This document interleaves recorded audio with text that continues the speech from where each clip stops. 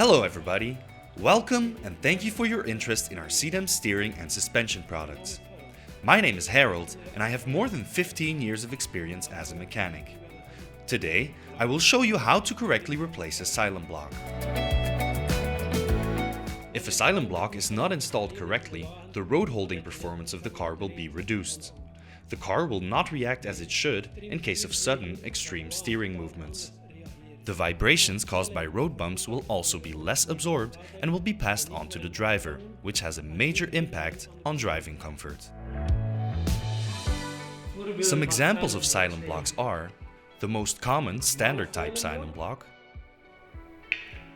the eccentric Xylem block, where the inside bush is not 100% central in the rubber piece, and the hydraulic Xylem block. For each of these types, correct installation is key. On this track control arm, we see a Xylem block that was not correctly installed. The wheel movements are not sufficiently absorbed and are almost immediately passed on to the chassis.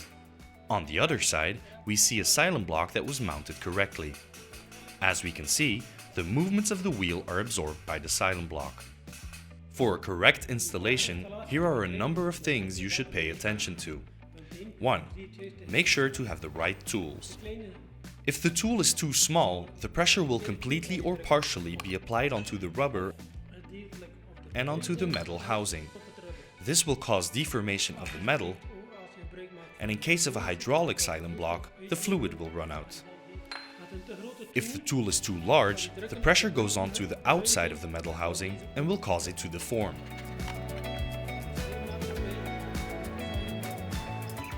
Measure the Xylem block to determine which should be the diameter of the tool. Now select and use the correct tool.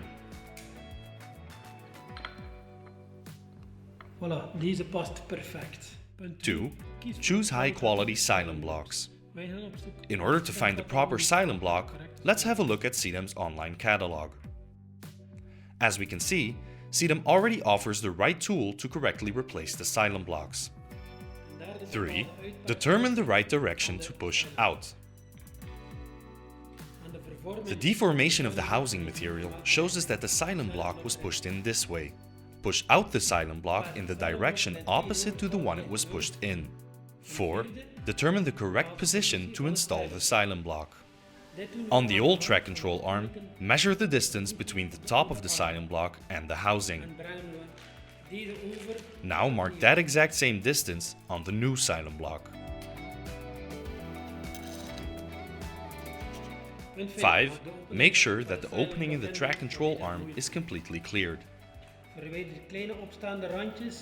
Use a file to remove the metal edges that have formed on the inside. This will prevent the Xylem block from getting stuck on the small surfaces of those edges.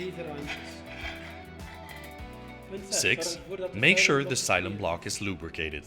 A little oil can also contribute to facilitate the installation. These tips will allow you to correctly and easily push the Xylem block into the track control arm.